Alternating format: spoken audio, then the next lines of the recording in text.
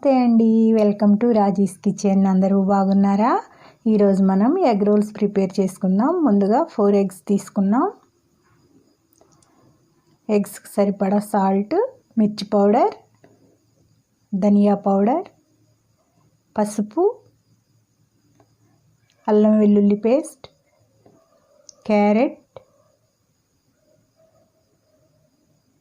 Onions, కొత్తిమీర, పుదీనా, ఒక 1 స్పూన్ మిల్క్, కొంచెం జీలకర్రని ఇలా క్రష్ చేసుకుని వేసుకుందామండి. జీలకర్ర డైజెషన్ పర్పస్ మంచిది. ఇక సాల్ట్, మిర్చి పౌడర్ అవన్నీ మీ టేస్ట్ని బట్టి వేసుకోండి. పెప్పర్ పౌడర్ కూడా వేయచ్చు. టోటల్ బటర్తోనైనా వేయచ్చు, లేదా ఓన్లీ ఆయిల్తోనే వేయచ్చు. నేను 2 మిక్స్ చేసి వేస్తున్నాను. ఇలా 4 ఎగ్స్తో ప్రిపేర్ చేసుకుంటున్నాం కదా, ముందుగా కొంచెం వేసి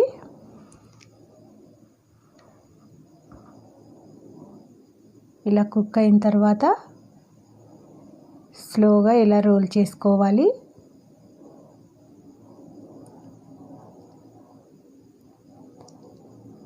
ఇప్పుడు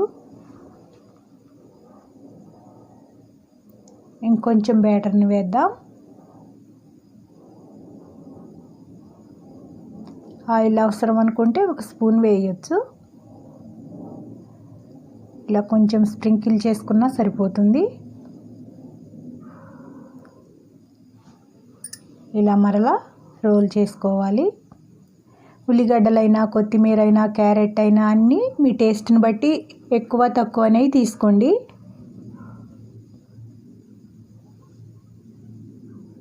మిగిలిన బ్యాటర్ను కూడా వేద్దాం.